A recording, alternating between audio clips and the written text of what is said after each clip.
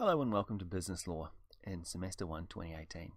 My name's Simon, I'm the tutor and lecturer based in Townsville, and I'll be running both the internal and external offerings of this subject. I'm going to spend a bit of time going through the subject outline. Now, this is a law subject, and I guess one of the both blessings and curses of law subjects is that we like rules, we like following rules, and for any subject that you do at university, there is a core document, and in our case we call them subject outlines, and they go through and list all of the things that you need to do well and to complete any particular subject. At this time, I'd also like to acknowledge the traditional owners of the land in Townsville. This is the Walguru, Kaba and Bindle people. I'd also like to say that I'm really looking forward to meeting everybody. This is an interesting subject. It's very useful for people in their lives, and I hope that each and every one of you take away something from it. So the first thing to look at are the key pieces of information. Now, there's lots of bits of information in the subject outline, but perhaps the most important ones are the ones on the screen now, which have the dates, in particular the census date. The census date is the point in time throughout the semester for a particular subject where you are deemed to be enrolled, at least for the purposes of payment. One of the kind of quirky things about this subject is that we're spending a lot of time doing contract and contract law, and that arrangement that you have both with the university and in terms of the federal government for part subsidization is that particular point in time, Thursday the 22nd of March 2018, is the point in time where you are deemed to be committed into the subject. So what that means is basically that we have to pay either through some sort of HECS and student loan arrangement for domestic students, or in terms of financial payments directly for Kiwis and for other international students.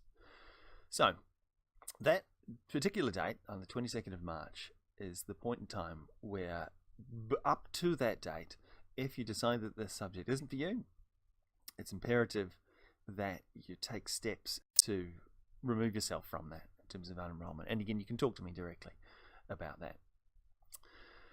This second date that's listed on the screen, Friday the 13th of April, it's the last date to withdraw without penalty. What that means is that you are still committed into, basically towards paying towards the subject, either through your loan or directly. But if you withdraw before then, it won't appear on your transcript, so that you have a little bit of time after that in order to determine whether or not the subject is going to be worth it. Other key dates, which tongue-in-cheek, students are quite keen to know about from the outset, are the dates of the assessment. I'm going to go through the assessment in more detail later in this recording, but the core things to know here are that the first piece is due at 5 p.m. on the 26th of March. The second piece is due on the 30th of April, and we're going to do an exam that's going to be held in class on the 30th of May. Other things to note: the staff, myself, I'm contactable via email. I also have a consultation time. Now, you can send me an email or call me on the phone number supplied, or pop in at any stage. I'm often on the Townsville campus for those that are available to come here, most office hours. However, that particular slot, that Wednesday 10 to 11 a.m., and this is true for all academic staff, if there is a fixed consultation time, I am required to be there. And so I wholeheartedly recommend, if you can, to actually come and see me either through that time or to book a time that's more convenient for you to do so. For the external students, again, you can call through to that fixed line number, or you can send me an email and we can organize a time to jump online, or to just have a chat about things. This is not going to be a very large subject in terms of students, and so I wholeheartedly recommend that you guys make full use of the resources that are allocated towards it. Basically, my time and that of Liz. Now, primarily I'll be the first point of contact for the subject. Usually it'll be unusual situations that you'll need to contact Professor Liz Spencer in order to organise things with her. Also make note of the room code. I'm based in Building 27 in the Douglas campus. The codes, for those that are new to James Cook University, the room codes have a 3-digit code, which is the building, in our case Building 27, and then a 3-digit room code, with the first of those digits being the level. So we're actually on the first floor, up the major stairwell, and then it's room number 5. Okay, the next thing we're going to look at is the subject calendar. This subject runs for 12 weeks of teaching, and we have an exam during the swap back. So essentially in the 13th week, your examination will be held. Each week is going to be a separate module, and under the lecture/topic column in the grid on the screen, it's got briefly what we're going to do in each of those things. So we're going to start in the first week with the nature, role and sources of law. So this is law in the general sense. We're not going to be looking at the Australian context until week 2.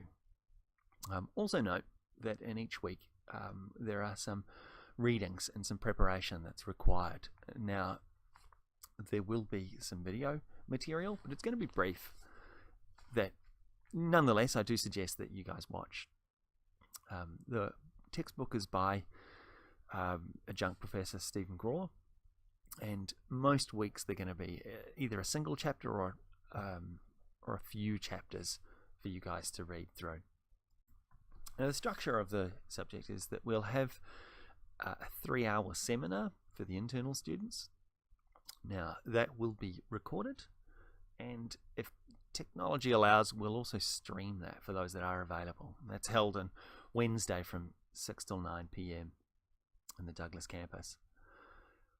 There will also be some external only student sessions that we'll have through Blackboard. Again, I'll give more information out there. They'll be starting, the first of those, I believe we're running 4. They'll start in week 2. We will be doing a combination of in-class activities as well as more sort of traditional lecture type material. It's a good idea for those that can attend the seminar to come being prepared to participate.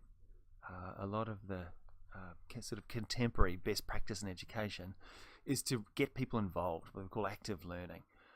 And really importantly, for those external students who can make it to the Douglas campus on Wednesday nights, I wholeheartedly recommend that you do, even if only briefly, throughout the semester. Now, we will be doing, in week 1, as I'd mentioned, the nature, role and sources of the law. In week 2, we're going to be looking at the Australian context for that. And then we're going to be spending quite a few weeks, many weeks, in fact, doing contract law. Contract law is a really important component of the law of business in the general sense. And because it's such an important component, we really do dedicate a very large amount of time. So 5 weeks, so almost half of the entire semester will be allocated to that. After we do contract in week 8, we're going to look at tortious responsibility, which is the process of seeking compensation for civil wrongs. And then there will be a lecture recess after the end of week 8. Does seem a little strange to have 8 weeks, then a recess, then only 4 more for the rest of the semester, but that's the structure that is sort of dictated upon us. Also note that the first assessment is going to be due on the 26th of March. So while strictly speaking it says week 6, it is on the Monday of week 6. So really you've got 5 weeks to go about producing a piece of work and submitting it. Now you may have noticed at this point that the contract and tort components of the subject are things that are going to be included in your assignment, whereas the final 4 topics, agency, property, intellectual property, and I guess a miscellaneous bankruptcy, financial instrument securities, and debt recovery module that we'll do. These areas won't be included in the assignment, but they will form part of the exam. The final examination will incorporate all topics, and again, even though we will assess them for the first two assignments, contract law is still a really, really important component, and it will be in the examination as well. But we'll examine things. Really, there is more of an emphasis from the second half of the course in that final exam. And again, as I noted, the exam will be held actually slightly before the main examination break. So for those that are doing other undergraduate subjects that will be booked through eStudent, just make note that this one will appear a little bit earlier than that. Also make note when looking through the subject outline where it has the week numbers on the left hand side and the date. Just note that that is the Monday at the start of the week, whereas the class for this subject is going to be on the Wednesday. Now, other things to note. The subject outline, as I previously mentioned, encapsulates and enshrines all of the core things that you need to know about the subject in terms of what you have to do and where you have to be, what is required.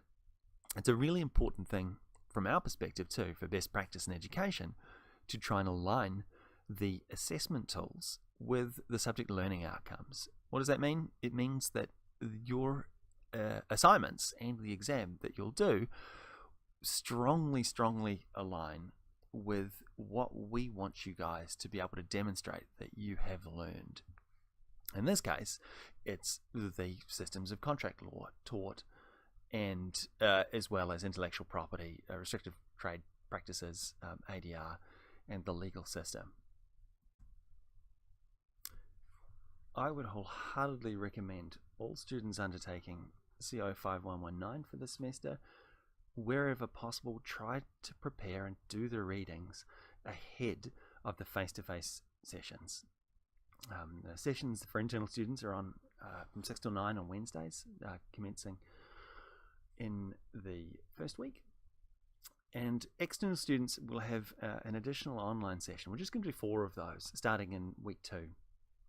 More information will be posted on LearnJCU as to the accessing of that material. But I really just want to stress at this juncture that the preparation aspect, in particular, for the subject, there are a series of self-paced review questions that if you go through and answer those in a clear and structured way, and you can even submit them to me to look at, and I can go through and actually help you with solutions for those. If you do those, you get a huge leg up in the subject, and it'll enhance your learning to no end. So I can't stress enough that preparing before you come to class is really an excellent means of learning the material for this subject. Now, the textbook for the subject is by Stephen Graw, who was the lecturer and coordinator for the subject for many years, and in fact the structure, including the lecture slides for the subject, have retained the same overall shape and structure. So it's an excellent book. It's very well structured. It's set out for people, and really designed for people who aren't lawyers, to learn the law. And it's very readable, and it follows the subject very, very closely. There are some additional resources online, but Ostley, www.austlii.edu.au, is the publicly accessible, I guess, open legal database for Australia, and from time to time we will be accessing that.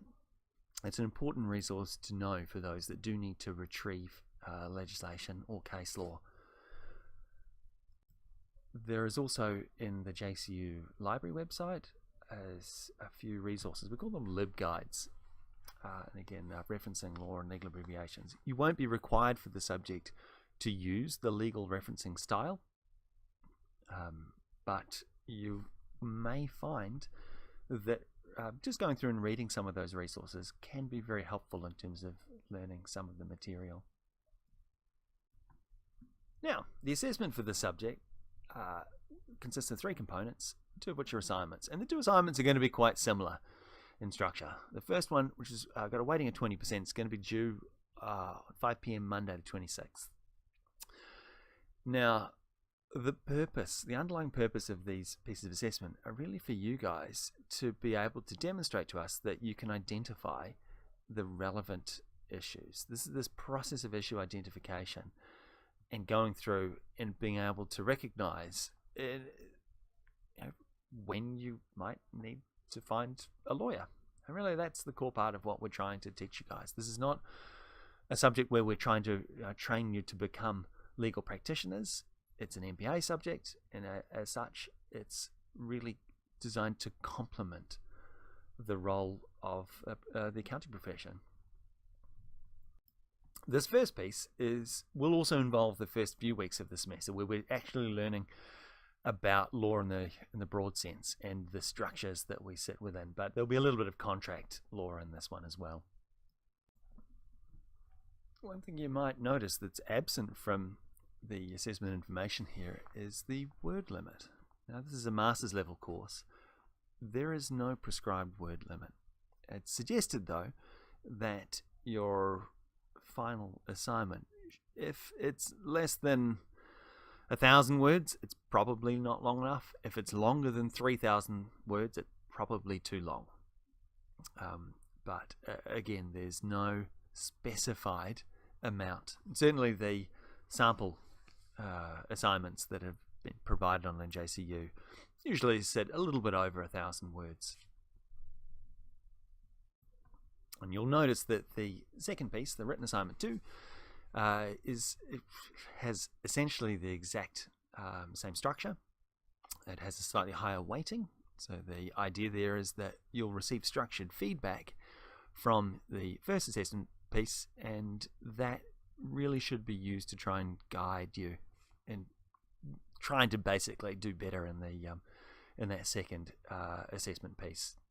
It's really, really important when you do receive feedback from the first assessment that you really take that into account when trying to produce the second piece. It also means that the timeliness in terms of your deadlines, it's really important to try and get the work in at the time specified. In terms of subject matter, the second assessment will incorporate the later things we do in contract, as well as that unit of tort. The largest piece of assessment is, of course, the exam. It's 50%. Now, some subjects do have what we call a hurdle requirement, where you're required to get over 50% in all invigilated assessment pieces, which would be the exam.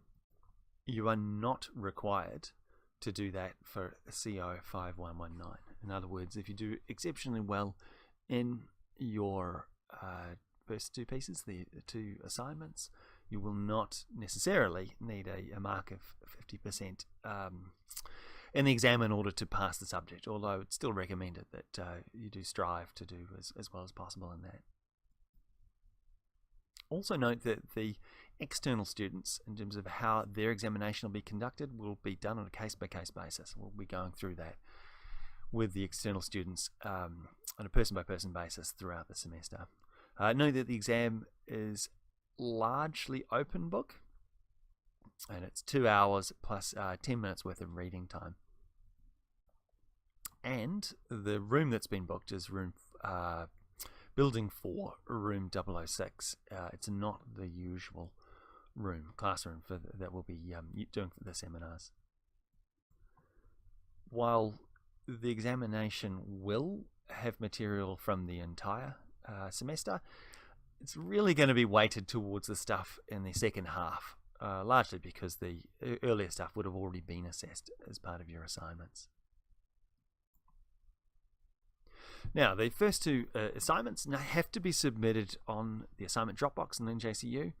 You also need to submit a physical copy as well if you're an internal student. External students will just be done electronically. Assessment needs to be formatted in DocX, which is the Microsoft Word format. You can optionally submit a PDF if you like, but it has to be able to be easily translated into docx. I don't want to be doing that manually. Now, all university subjects have to take into account circumstances. There may be some situations, and we're very, very much aware of it because it's happened to us. Life gets in the way. People get ill. Friends and family can have you can have difficulties. Family members can get ill. You can have accidents. All sorts of things can pop up in people's lives. Fortunately, this is not a very large subject in terms of number of students participating in it, and so you can engage with me as the lecturer on how and where you need to. Things are very flexible. If we need to defer assessment, or you need an extension for your assignments, for example, you need to move the exam because of family or personal circumstances, these things can be accommodated for. Just note that this is a law subject. I'm a solicitor, most law staff are. We like the rules to be followed, and so one of the things that I really try to encourage students doing these courses is carefully read the subject outline, because we're bound by it. We're bound by the university's rules, and we want you guys to do as well as possible, but it has to be done within that framework. So it's really, really important that if you are going to have difficulties with assessment, get onto it early. Get in touch with us, and we can make allowances for things within the scope, some discretionary scope that we have in our roles, but the university itself will be able to take things into account, again, in all of these circumstances, with the appropriate documentation. If you don't go through and sort of talk to us with this, you're still able to submit assessment late, but we are obliged to take off 5% of the total possible marks. So for the first piece of assessment, that's 1 mark a day. For the second, it's 1.5 for each day that you're going to be late. So just being very, very mindful of that after 20 days, of course, the maximum mark you get is going to be 0. And to be honest, the feedback is really, really important. If you're going to take several days after the due date to get something in, it's going to take us a few days to mark these, to create and construct feedback for you that you're going to be able to use for the next task. So just be really mindful to try and plan things in your own lives in order to be able to hit those deadlines. Now, for each of the assessment pieces, you must give it a go. You have to achieve 50% overall for the subject, and this is not what we call a hurdle requirement. You aren't obliged to get over 50% in the final exam in order to pass the subject, but you have to have what we call a credible attempt at all items. You have to basically give them a good go. Submitting a blank sheet of paper in order to sort of tick the box to say that you've submitted is not going to be sufficient. You have to actually engage with the material and produce something. Now, it's outside the scope of my control. If you do submit a very, very small piece for one of the pieces of assessment, it'll actually go to an independent committee in the College of Business Law and Governance, and they will determine whether or not that's a credible effort. So it's very, very important to engage. It's very, very important to submit. And in order to pass the subject, overall you have to reach 50%. Now, the baseline for this is that, in theory, 130 hours worth of workload. That is the amount of work that one would expect to put in to do well at any university subject. And that includes the preparing for the seminar, includes attending, it includes undertaking the assessment and studying for the exam. Now, again, the attendance for the seminars, both the online session and the face-to-face, are not strictly speaking mandatory.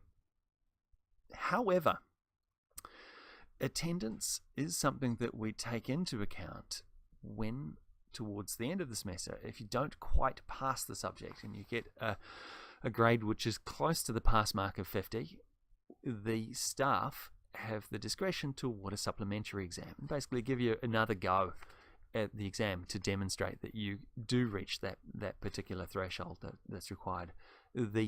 And we take into account the attendance that you do have as part of that. So while strictly speaking it's not mandated, it's a really, really good idea to attend all of the face-to-face sessions that you possibly can.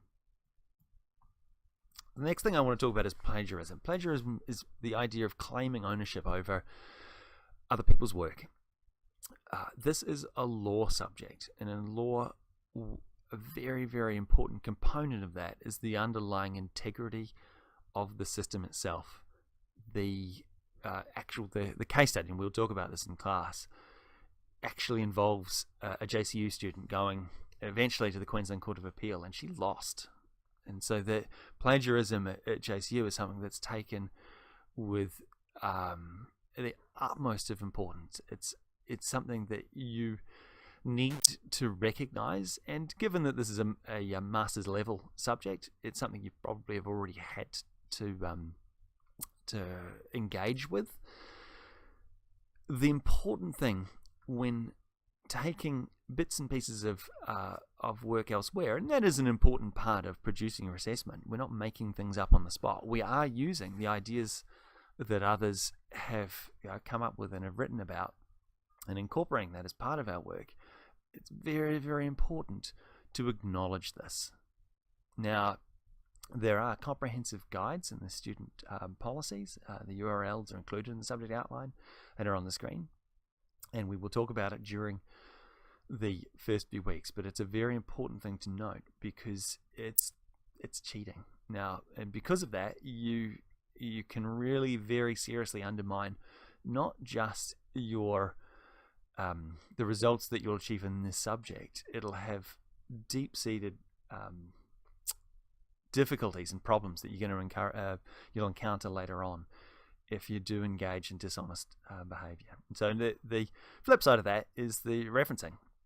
Now, this subject will require you to recognize ideas, but the actual system of referencing that you use is really up to you guys, provided that you're internally consistent. Most of you have come from other disciplines, and my background in accounting suggests that they use the APA system and subjects that I've done in the past, which is the American Psychologists Association referencing system, and that's certainly an appropriate mechanism to acknowledge the ideas of others throughout the process of your work. Now, law is also a little bit tricky in that we mix and match the referencing of primary sources, that is legislation and cases, as well as secondary sources, books and legal academic journals, as part of the process of producing work. And we'll talk about that more in class. But just note there are some LibGuides, and there is an underlying JCU also produce a document in their learning skills things, and the URLs are provided there. Now, external students, we will be doing 4 online sessions via Blackboard, and again by arrangement. If you guys find them very useful, we can also organise some more for later on in the semester. The online sessions will be done via the Blackboard Collaborate platform. Information will be posted on Learn JCU for the access to that. You will need a headset. That's basically the main part. It's not mandatory that you attend these, but it's highly recommended because it's really the one place where you guys can really interface with me on a 1v1, and also with a small group of other people who are going to be in the same situation as you guys. And so often the questions that get asked in these are going to be questions that you guys are all thinking. So I wholeheartedly recommend you can do that. If you are going to have some difficulties with your broadband, particularly those in really remote locations, get in touch with me and we may be able to find some sort of workaround for that. I will also endeavour for the internal students for their seminar on Wednesdays to stream that. I really want to try and encourage the external students and even internal students who can't make it to be able to contribute to those. And so I'm aiming to have YouTube chat enabled for that, but that's technology willing. We'll see how we go with that. So just make note that if you are using the Blackboard Collaborate system, which is the one we're going to use for these, to try and get it up and going and installed before we actually do the face-to-face. Nothing's more annoying than rocking up and having to jump through some hoops and do some learning, try and work it out on the spot. That can be very frustrating. Also on the top there, there's more information on the final exam. Again, just to stress two things. First of all, it's earlier than the other semester 1 subjects, and secondly, it's not going to be in the same room that we'll be doing the seminars in. A couple of things to note about student feedback. It's a very useful way of really expressing things that you guys found good about the subject and the stuff that you think could really be improved. It's very valuable and useful process for you guys to be able, at the end of the subject, to turn the tables, in that you can express things that have really been bugging you guys throughout the semester. And although, to be honest, if you do get the chance and you want to be able to express these things earlier in the semester, feel free to email and talk to me, and I can make adjustments to that. Another thing that we will take into account is what we call reasonable adjustments, and that is where students have circumstances that arise, particularly in terms of physical disabilities, not being able to handwrite the exam, or if you have difficulties with vision and hearing. We make what's called reasonable adjustments to the subject as a core component of what we do. Again, it's very, very important you sound this out to us by getting in touch with us very early in the semester for us to go through and do that. We can do that again on a case-by-case basis. We're fortunate in this subject, it is quite small, and we do have the time to really try and sort things out on a one-by-one basis.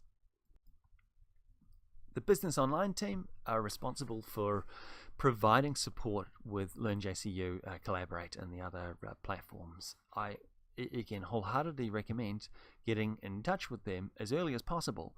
If you're having difficulty setting the things up, you can certainly approach me. I'm reasonably familiar with supporting each of the platforms, but they have a dedicated support team who are in a sort of a better position for the technical aspects of it to provide that support. And so, again, with all of these things, getting in there early is wholeheartedly recommended.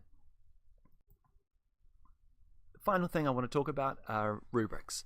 Rubrics are, for your assessment pieces, things that we use in order to differentiate students in terms of their quality of work. It's very important for you guys to realize in a law subject that the staff are not given unlimited discretion over your grades. If you meet the requirements for, in this case, for a high distinction in each of the areas that we prescribe to you, then we don't have any choice but to award you with a high distinction. So these are really, and perhaps this is the best word or way of phrasing it, they're a very powerful weapon you have at your disposal to achieve the best outcome grade-wise that you can for the subject. I wholeheartedly recommend that you carefully go through and look at these rubrics to really get a good feel of what it is that we're looking for a high-quality piece. And so broadly, the areas we're looking for in both of the assignments as well as the exam is a comprehensive knowledge of the law itself, as well as supporting and secondary literature. We want you guys to be able to identify legal issues in scenarios as they arise, to be able to, after identifying those issues, to really be able to apply the appropriate legal rules and principles to those issues, and to construct an argument one way or the other, basically following a similar process to what is done in legal practice. There's also 10% is awarded for the structure of your piece. We want to see a clear, logical argument in how you present your work. And finally, the use of the English language. You need to employ an appropriate academic style, and also the quality of your pieces reflected in the grammar, spelling, and referencing systems that you guys do employ. So carefully go through, have a look at this rubric document, because it is, again, this is a very powerful tool that you can use in order to achieve the best grade that you can in the subject. And from our perspective, if you do go through and can demonstrate these things, you're also demonstrating that you've really engaged with the underlying material, and that's something that we would be very, very happy if you guys can go through and produce this level of quality piece. So that's it. Thanks for tuning in to this explanation of the subject outline. I'm looking forward to meeting you guys over the next few weeks, and I wish you all the best of luck with your studies.